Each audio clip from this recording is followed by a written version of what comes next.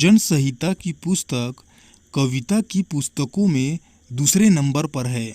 इस रीति से भजन संहिता की पुस्तक भजन के अलावा एक कविता की पुस्तक भी है। इसके साथ ही साथ यह बाइबल की सबसे बड़ी पुस्तक है, क्योंकि इसमें लगभग 150 अध्याय पाए जाते हैं। भजन संहिता की पुस्तक अपने आप में बहुत ही रोचक और बहुत ही उपयोगी है।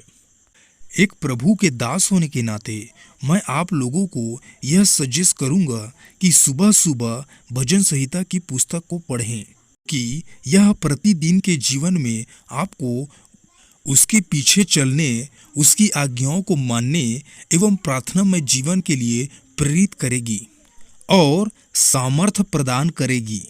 क्या आप जानते हैं कि भजन संहिता की पुस्तक को अंग्रेजी में साम्स कहा जाता है, न कि सॉन्ग, क्योंकि साम का अर्थ होता है भजन, जबकि सॉन्ग का अर्थ होता है गीत, और भजन एवं गीत में अंतर होता है।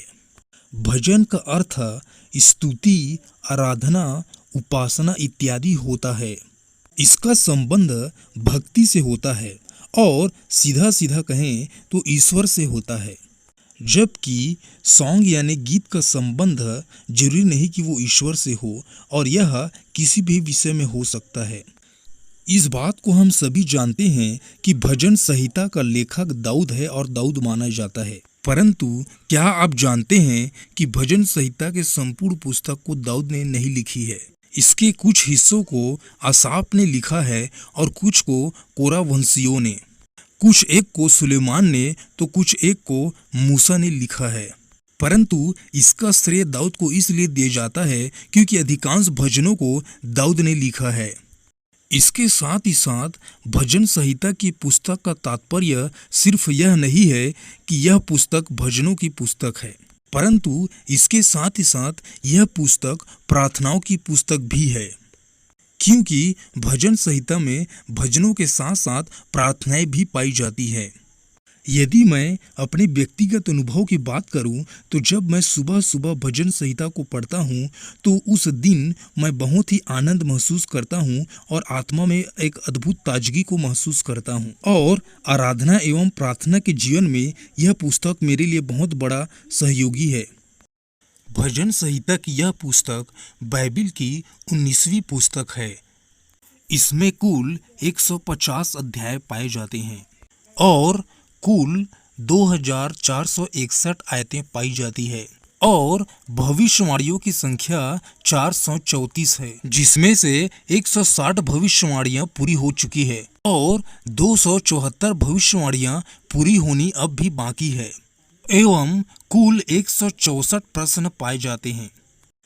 भजन संहिता की पुस्तकों को 5 भागों में डिवाइड किया गया है, या फिर यूं कहें कि इसका पार्टीशन 5 भागों में अद्भुत ईश्वरीय तरीके से किया गया है, जिसको आप जान करके चौंक जाएंगे।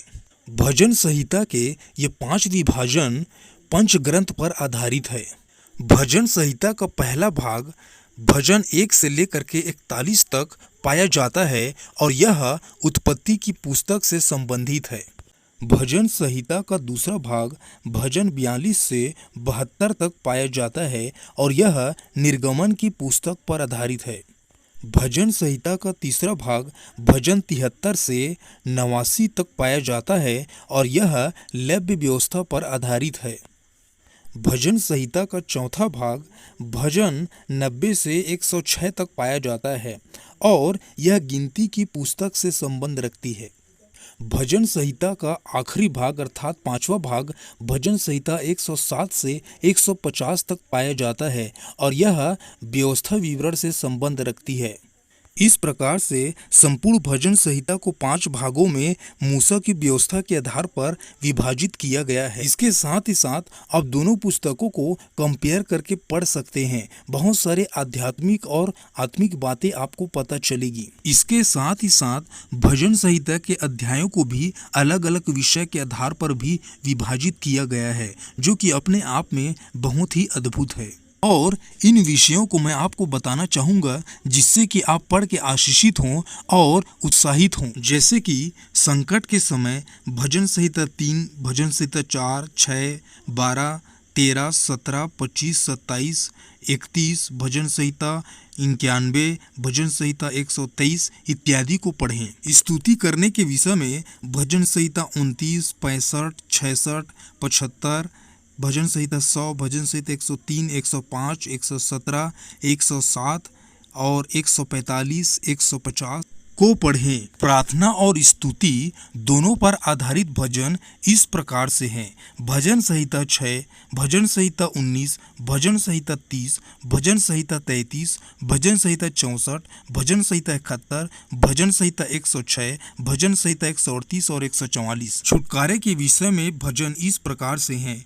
भजन संहिता 18, भजन संहिता 34, भजन संहिता 124, भजन संहिता 126 इत्यादि को पढ़ें। आराधना के विषय में भजन इस प्रकार से हैं। भजन संहिता 8, भजन संहिता 29, भजन संहिता 47, भजन संहिता 50, भजन संहिता 93, भजन संहिता 95, भजन संहिता 116 और 134। सिर्फ प्रार्थना के विषय में भजन इस प्रकार से हैं। भजन संहिता 13, भजन संहिता 17, भजन संहिता 20, भजन संहिता 25, भजन संहिता 28, भजन संहिता 35, भजन संहिता 40, भजन संहिता 140, 144, भजन संहिता 23, भजन संहिता 88, भजन संहिता 86, भजन संहिता 71, भजन संहिता 70 इत्यादि। भरोसे से संबंधित भजन इस प्रकार से हैं। भजन संहिता 3, भजन संहिता 4, भजन संहिता 7, भजन संहिता 11, भजन संहिता 16, भजन संहिता 23, भजन संहिता 27, भजन संहिता 37, भजन संहिता 42, भजन संहिता 61, भजन संहिता 118, भजन संहिता 121, भजन संहिता 125, 127 और 130। यात्रा से संबंधित भजन इस प्रकार से हैं। भजन संहिता 121, भजन संहिता 123, भजन संहिता 125, भजन संहिता 127, भजन संहिता 128, भजन संहिता 130, भजन संहिता 131, भजन संहिता 133 और 134। मसीह से संबंधित भजनें इस प्रकार से हैं। भजन संहिता 2, भजन संहिता 8, भजन संहिता 16, भजन संहिता 21, भजन संहिता 23, भजन संहिता 40, भजन संहिता 41, भजन संहिता 45, भजन संहिता 48, भजन संहिता 68, भजन संहिता 69, भजन संहिता 72, भजन संहिता 89, भजन संहिता 102, 110 और 118। पश्चाताप से संबंधित भजन इस प्रकार से हैं। भजन संहिता 6, भजन संहिता 13, भजन संहिता 72, भजन संहिता 38, भजन संहिता 51, भजन संहिता 102, भजन संहिता 130 और 143। आराधना से संबंधित भजन इस प्रकार से हैं। भजन संहिता 8, भजन संहिता 29, भजन संहिता 47, भजन संहिता 50, भजन संहिता 67, भजन संहिता 93, भजन संहिता 95, भजन संहिता 116 और 134। शिक्षा एवं निर्देश से संबंधित भजन इस प्रकार से है।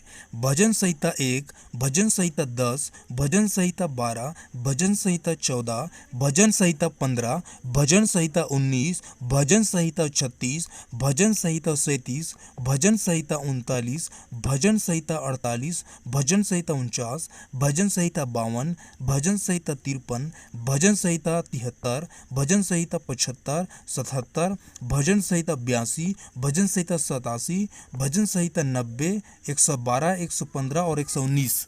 परमेश्वर से संबंधित भजन इस प्रकार से हैं। भजन संहिता 90, भजन संहिता 96, भजन संहिता 102, भजन संहिता 113, भजन संहिता 27, भजन संहिता 107, भजन संहिता 99, भजन संहिता 75, भजन संहिता 82, भजन संहिता 94, भजन संहिता 18, भजन संहिता 86, भजन संहिता 136, भजन संहिता 115, 135, 104, 147, 139 इत्यादि। धन्यवाद के भजन इस प्रकार से हैं। भजन संहिता 34, भजन संहिता 118, भजन संहिता 134 इत्यादि।